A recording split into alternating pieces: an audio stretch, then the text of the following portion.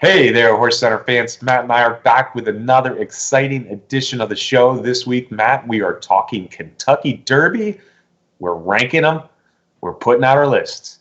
It's time, Brian. It's February. Let's do our first Kentucky Derby top 10s of the year.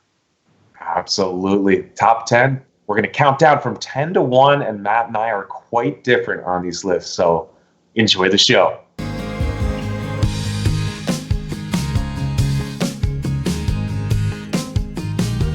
Welcome to another edition of HorseCenter, everyone. I am Brian Zipsy, and as always, I have the outstanding pleasure of being joined by my co-host to the East Coast. That's Matt Schiffman. How are you today, Matt? I am very good, Brian. We got another Kentucky Derby show to do, and how about we do our top 10s?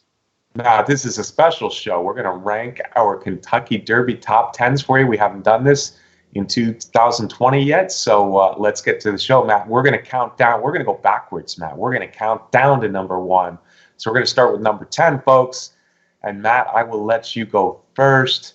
Who is your number 10 horse for this year's Kentucky Derby? My number 10 is Green Light Go. I know. He ran third in the Swale in his debut for 2020, but that was just a prep race. I just feel like I got to give the Jimmy Jerkins runner one more chance to show what he's got in a regular Derby prep. He's got too many good things that he showed last year for me to toss him off the list. Yeah, Matt, the Son of Heartspun is a very good-looking horse, obviously a talented horse. And I'll tell you this, I like the fact Jerkins said before the race that he was going to, want to see him off the pace, and he got that. Yeah. Mischievous Alex ran a pretty big race and winning the Swale easy. Green Light Go missed the photo for second, finishing third. I think there are positives, and he's likely going to get better from that. We still haven't seen him at 2 turns, and he might be better at 2 turns than he is at 1 turn. But the loss in the Champagne, the decisive loss in the Champagne, and now the decisive loss in the Swale, keep him off my list. But he's certainly one I expect to improve and could see getting back on this list. But he's not on my list. You're number 10. Respect for that. My number 10, on the other hand, is a $700,000 yearling purchase. Bob Baffert has him in his barn, Matt. I'm not talking about Djokovic or Federer or even Dominic Thiem. Now we're talking about Nadal. Oh, hey, Brian, you are Mr. Tennis. So you got to like Nadal. You like that tennis player, too. I like Nadal a lot also. I've got him higher up on my list based on that big maiden special weight debut at Santa Anita that got a really big speed figure, got the kind of speed figure that a horse needs to run to be a Derby contender. Maybe the Southwest is going to be his debut on the Derby Trail. Yeah, he might go straight from that maiden special weight, which was just January 19, to a graded stakes next. We're going to see soon more from Nadal. All right, Matt, let's jump to number 9. Number 9, this is a bit of a coincidence. We have a very different list here, but we have the same horse at number 9. So tell us who we both have at number 9. Okay, that means we both have Independence Hall, one of 3 Sons of Constitution that are in my top 10 list. To give a little bit of a preview, he had that huge win over 100 buyer speed figure in the Nashua as a 2-year-old, came back a little less of a spectacular victory in the Jerome. He was spectacular in the paddock that day, but Independence Hall is another one where I'm going to say what I said about Green Light Go. Even though he's on the victories, I'm going to give him one more chance. I want to see if in the Sam F. Davis this weekend, if he settles down pre-race and what we see from him. Flashed an awful lot of talent, though, Brian. Yeah, absolutely, Matt. The Michael Trombetta, Son of Constitution, looked like a real good thing when he won that Nashua several months ago. Obviously, though, there are issues here, Matt. Pre-race, you said how terrible it was in the last one, the Jerome. He didn't beat much in the Jerome. Prince of Pharaohs, who was right there, dead heating for second, I guess, came back, didn't run a good race in the Withers. Also, there's the gate issues with Independence Hall. So not only does that worry me a little bit about him now, but it worries me a little bit about him as a Derby horse. However, if we see a much more mature and well-behaved Independence Hall come Saturday in the Sam F. Davis, where he'll rule a heavy favorite down there at Tampa Bay Downs, he's a horse that certainly can zoom up this list from where he is number 9 right now. He's been working well at Tampa Bay Downs. We'll see what he has this weekend, Saturday in the Sam F. Davis. He's number 9 for now. Matt, number 8 is interesting because we both have horses that the other one doesn't have on their list. I'll let you start. Okay, my number 8 is Gouverneur Morris, another one of those horses that flashed a lot of talent in his 2-year-old season. Another one of those Sons of Constitution for me. This one is trained by Todd Pletcher. Was a 9-length winner at Saratoga in the summer, and ended his 2-year-old season when he ran second in the Breeders' Futurity. But this one's another one that has a lot of talent. I want to see what he's going to do in his first start on the Derby Trail, which might also be in that Southwest Stakes at Oaklawn Park. Yeah, there was talk he might be in Saturday's Sam F. Davis, but we now know he won't be running at Tampa Bay Downs. He's been working for Pletcher down at Palm Beach Downs. He was a hard horse to keep off my list, I'll admit it, but on the other hand, he only ran 2 races at 2, and he was well beaten by Maxfield in that Breeders' Futurity at Keeneland. So, the race at Saratoga was good. It was an off track, but he looked good. Obviously, a well-liked horse all along, another one of those constitutions. So, Gouverneur Morris, I should say, definitely a horse to keep an eye on, and he should be back soon. My number 8 is 3 Technique, and I think 3 Technique is a long shot. Although I've seen others besides myself kind of jump on his bandwagon a little bit. He's a son of Mr. Speaker for Jeremiah Englehart. Matt, I like the fact that he's already had 5 races under his belt. He's never run worse than second. I like the fact that he seems to be finishing up his races strongly. His one race this year on paper doesn't look all that good. He was beaten in the Smarty Jones down there at Oaklawn Park, but it was a sloppy track, and Speed Horse just went around the track that day.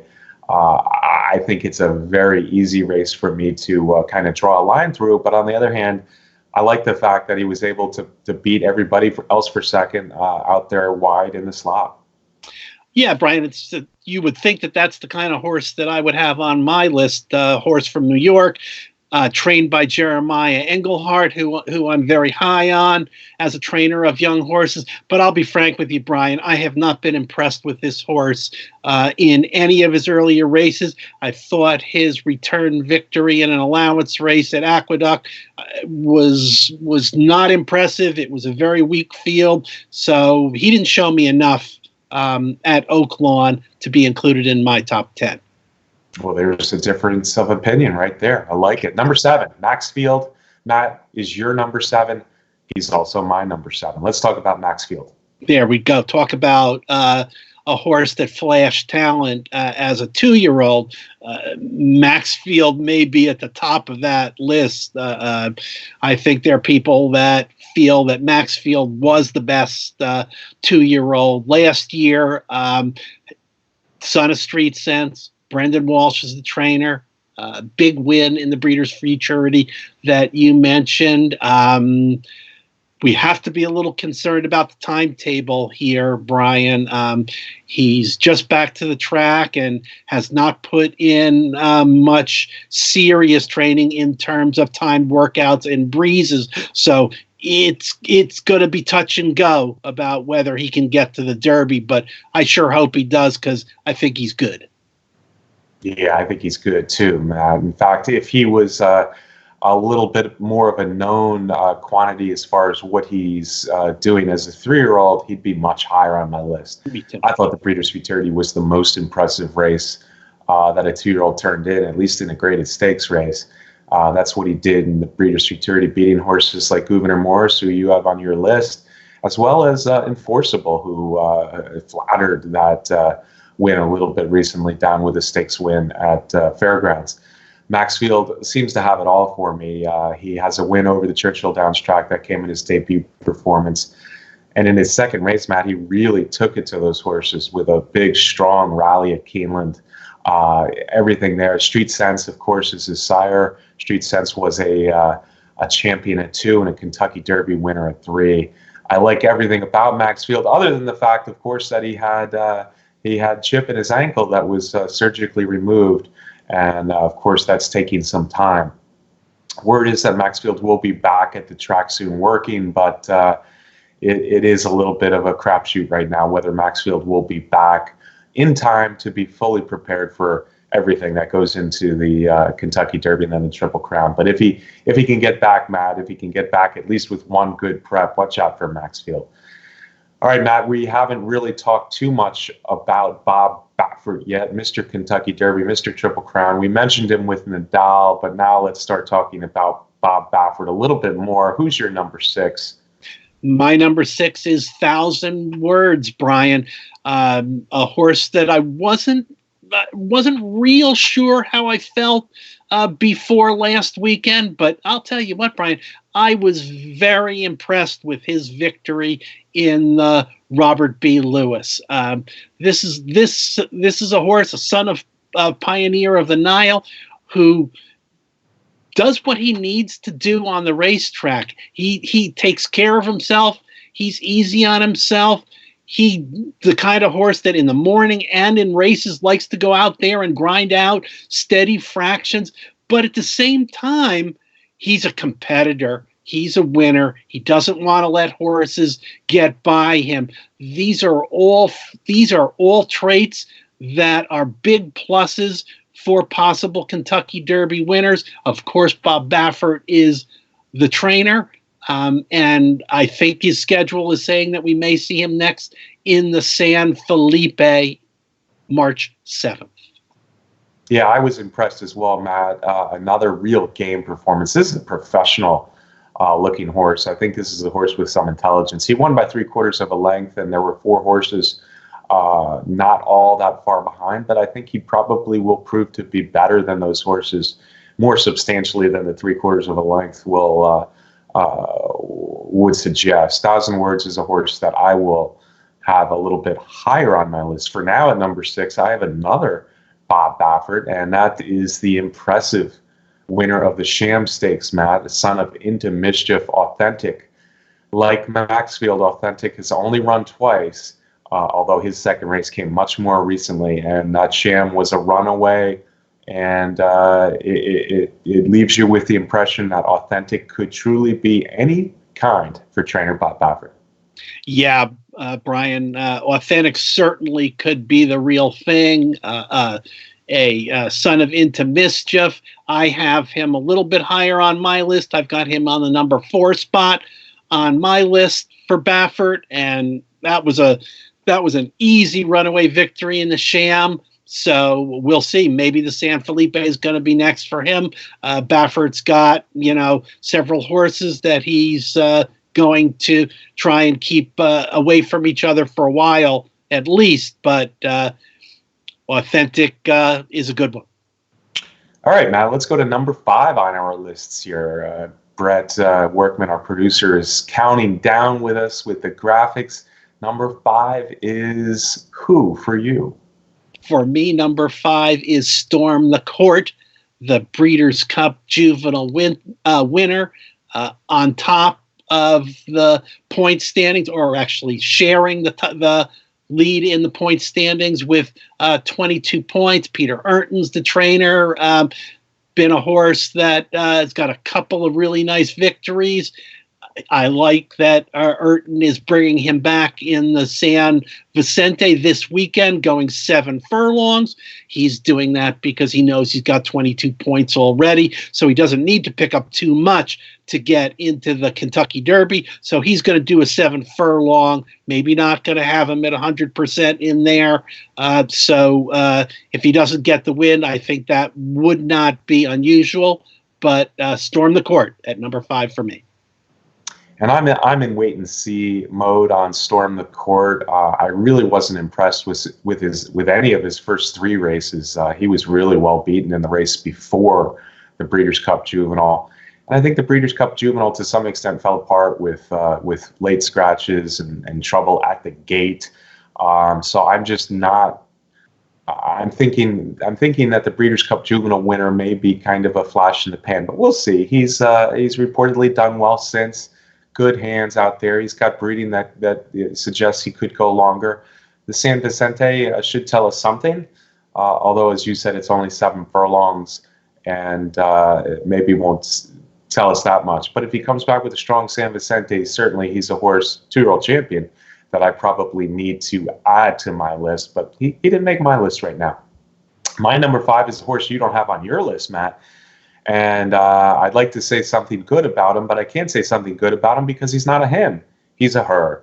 And, of course, I'm speaking about the Juddmonte Farms homebred Taraz, Matt. Taraz is, like Authentic, is a offspring of the excellent sire In the Mischief. She recently won the Martha Washington at Oaklawn Park, which is against fillies, and I was impressed with her performance there, as I've been impressed with all 3 of her performances so far. Yeah, Brian, can't knock anything that she's done in those 3 performances.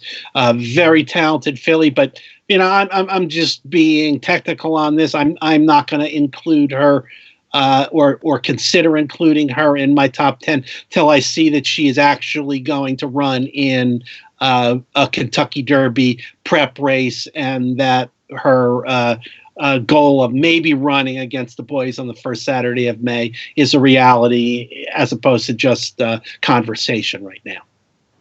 Yeah, and for me, I don't know that I've seen a more talented 3-year-old yet, so I had to include her on the list. Her connections have been talking about the Kentucky Derby since the changing of the year from 2019 to 2020. Rachel Alexandra was a special filly, and there's only been 2 horses that have really made me kind of think, oh, there's a little Rachel Alexandra there, and Songbird was one, and Taraz is the other. Taraz hasn't beaten anybody, but just that awesome stride she has, and I think the way that she's completely toying with her competition makes me think that she is far from an ordinary filly. And the fact that her connections have been talking Kentucky Derby is a real possibility the whole year makes me think that there's a good chance it'll happen. Although they have decided on the Honeybee next, which of course is for fillies. But I would look for her to dominate the Honeybee and then probably be in a Derby prep after that. All right, Matt, let's talk number 4. I think you gave away the surprise, Matt. You're not supposed to do that. Who's your number 4? Well, I didn't say where I was putting Authentic, but I have Authentic at the number 4 spot on my top 10. And as I said, we already talked about Authentic. Who's your number 4? Yeah, Authentic is surely a talented horse, and maybe Bob Baffert's best. And anytime you say that this time of year, that's saying something. But Matt, I'm afraid that you did say Authentic was your number 4, so this whole show is ruined. Folks, you can turn. No, I'm kidding. I'm joking. My number 4, Matt, is a horse I think a lot of people have higher on their list, especially after last Saturday at Gulfstream Park. My number 4, we're talking Constitution again. My number 4 is 'Tis the Law. And I saw some very good things in the, what was the name of that race, Matt? The Holy Bull. I saw some very good things in the Holy Bull. But I also saw some things that make me wonder just a little bit. 'Tis the Law obviously is a good horse. We both felt that the Kentucky Jockey Club, where he got beat late last year, was kind of an unlucky performance and a sloppy track, and probably not a true indicator of how good he is. We saw more in the Holy Bull. I didn't think the field was all that strong in the Holy Bull, although maybe Ete Indian is becoming a serious racehorse, the horse that was a clear, far and away number 2 in the Holy Bull. I do worry about 'Tis the Law seem to fool around a little bit, for lack of a better word, in the stretch, not changing leads smoothly, and kind of just not running a clear and a determined path down the lane. But I think the Holy Bull was probably a good learning experience in the very least for 'Tis the Law. Oh, that's for sure, Brian. And I have Tisdale higher up on my list, as we'll see as the show continues. No doubt that Tisdale showed a little bit of greenness in that race coming down the stretch, shied away from a tap, a right-handed tap, and moved in a little bit. But I was impressed with the overall performance. Got a 3-figure buyer speed figure, and that, as I mentioned earlier, as an indicator of a horse that we need to take seriously on the Kentucky Derby trail. It was a big race in my opinion. I think next they are considering one of the derbies, either the Florida Derby or the Louisiana Derby. Yes. All right, Matt. Number 3 on our lists. We can talk about the same horse here at number 3. Who's your number 3?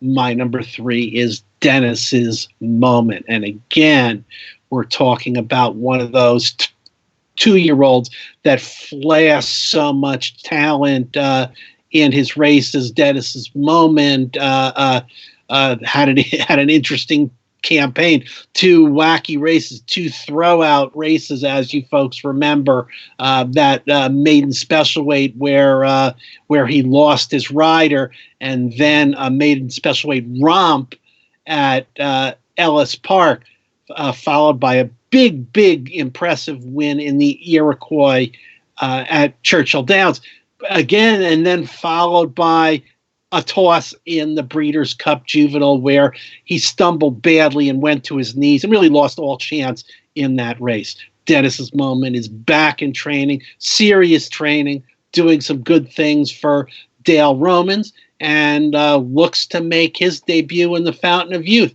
Again, like we said with some of the other ones earlier on our list, this horse could be a really good one. Yeah, absolutely. The son of Tisdale has always been well-liked since he was bought by the Albaugh family stable.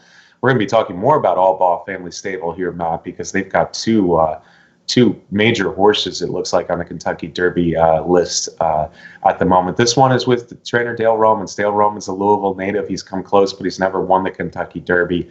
This one might be the one. Now, he's shown some issues, as you've alluded to, with those 2 weird performances. I wish he did something after the Breeders' Cup Juvenile break, but it was bad enough to forgive.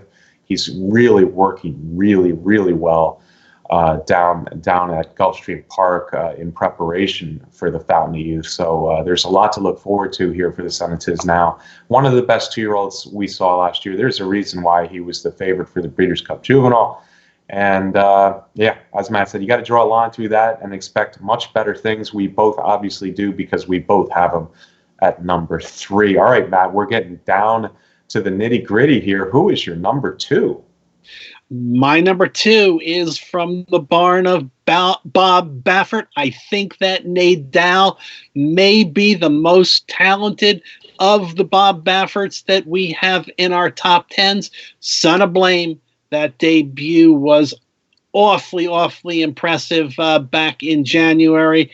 It kind of gives you that justified feeling. I don't mean we got another Triple Crown winner here, but Baffert waiting until the 3-year-old year for that first start, and he came out blazing. So we'll see how Nadal can continue. Of course, I have the big question marks of lack of experience heading to the Kentucky Derby to worry about, but this one's got talent.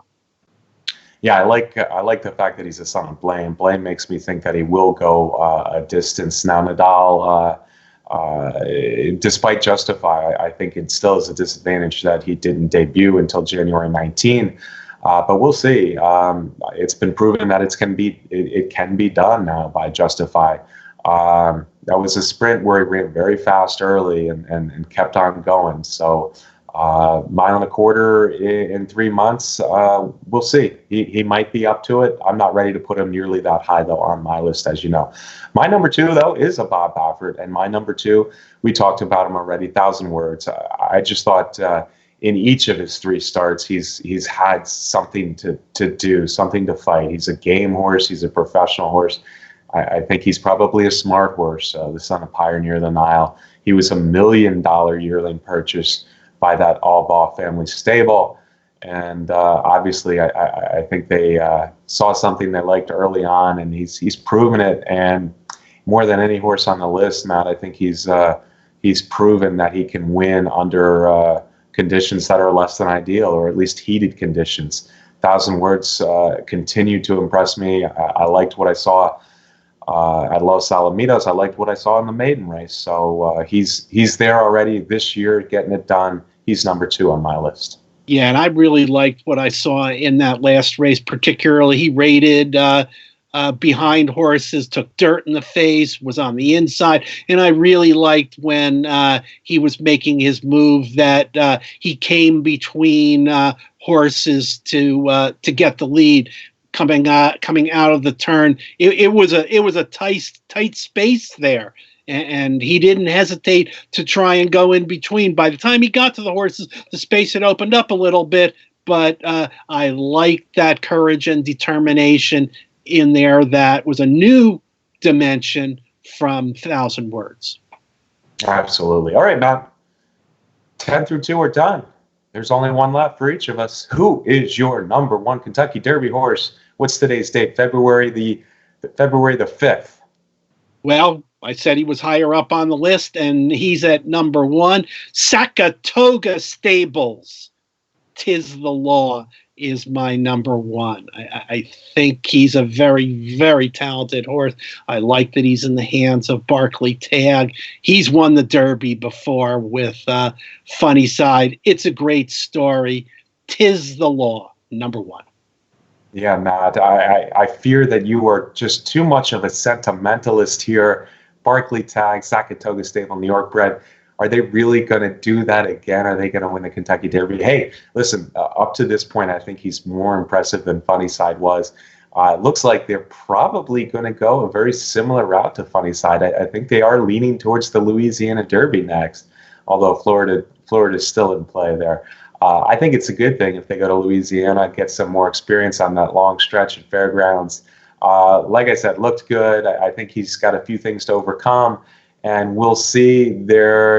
We don't know what he'll do against the very top horses, other top horses on this list. But I'm with you. He looks very good so far. Finally, my number 1, Matt, and a little surprised that you did not have him on your list at all. But I really like everything about No Dior.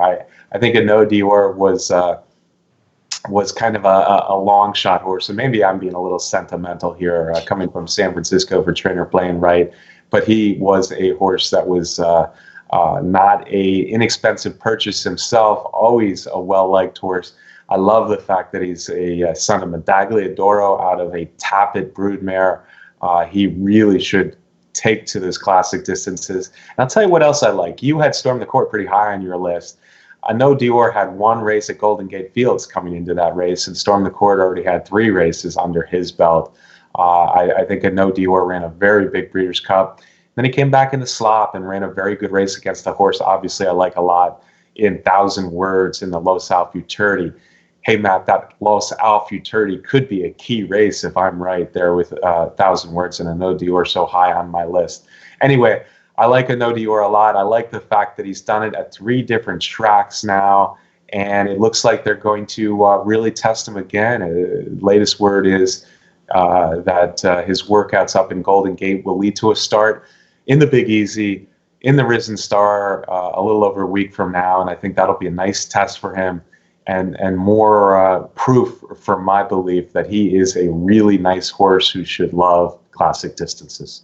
Hey, Brian, I'd like to see him get a win in the Risen Star, and he'll find his way onto my top 10. There you go. Not exactly a ringing endorsement from Matt Schiffman, but I'll take it. Hey, folks, I hope you enjoyed our Kentucky Derby top 10 list as of the first week of February. Obviously, these lists will change a lot. But I believe Matt and I went over 13 horses here that are among the very best candidates for the Kentucky Derby. And I'm sure there's some of your favorites that we left off the lists that you're mad at us now. Maybe you like that Breeders' Cup Juvenile Turf winner Struct, or the recent winner of the Withers. Max Power looked good for trainer Linda Rice.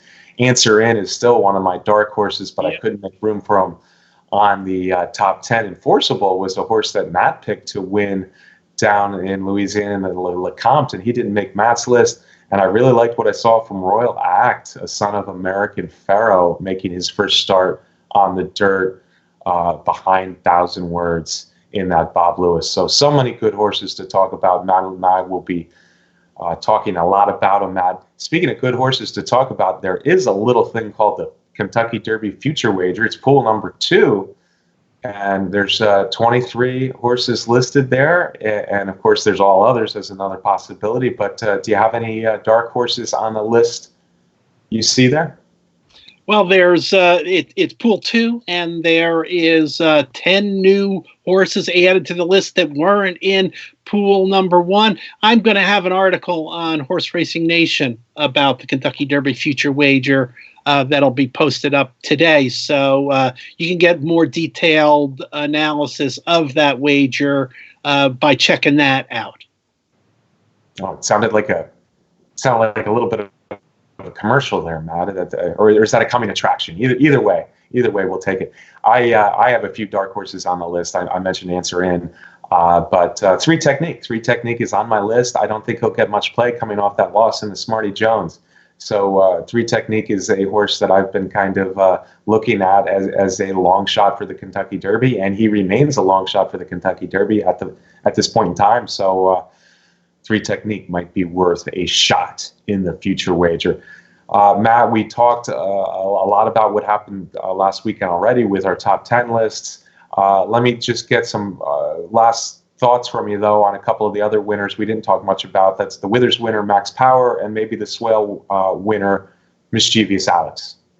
Yeah, certainly the Withers turned out to be the least impressive of the 3 races, or 4 races, or 5 races, however you want to talk about them. Last weekend, the race fell apart a little bit. The Linda Rice winner came on and won. Not a particularly fast time, not a particularly fast speed figure. Again, I hope the Green Light Go moves on from the 3rd place finish in the Swale, and I would like to suggest to the connections of Taraz that they send her up to Aqueduct for the Gotham in a 50-point race, get 30 Derby points that they can use, and then go ahead and run their last race against the fillies. Okay, there you go. I hope the connections are listening.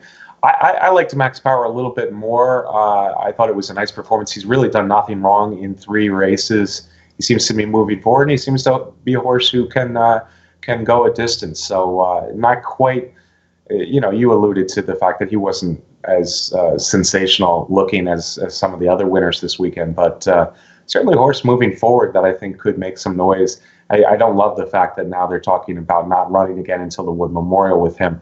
Mischievous Alice, I think, is going to be better at one turn, and I think his connections kind of think the same way, but we'll see on him. It was a very impressive win in the Swale over some good horses like Green Light Go. So, all right, folks, that's what we have for this week's show. The Kentucky Derby March continues right here on HorseCenter. Hope you liked our top 10 lists. Tell us where we went terribly wrong in the comment sections. And Matt, can I get a parting shot from you before we go? Absolutely, Brian. My parting shot today is going to be a Kentucky Derby trivia question for all of you HorseCenter fans. If you know the answer to this question, post it in the comments section, either on Horse Racing Nation, where the blog for HorseCenter is posted, or in the YouTube comments. Brian and I check out what you have to say. Can you name the 4 jockeys who have won consecutive runnings of the Kentucky Derby? Am I allowed to take a shot at it now, or should I leave it for the viewers? leave it for the viewers, Brian. You can jump in the comment section. All right, fair enough, Matt. Hey, let's thank some people here. Let's thank our producer Brett Workman for putting together the show so well every week. Let's thank our sponsor, the best contest site out there, their Derby Wars. Folks, we appreciate you watching every week. If you haven't yet, hit that subscribe button there on YouTube. Please do so now. We appreciate it. We'll be back next week. Next week, we'll be talking more Kentucky Derby prep races. I think we're looking at a good Risen Star a week from Saturday, and maybe a holiday Monday, the Southwest Stakes at Oaklawn Park. So you have that to look forward to right here next week on HorseCenter.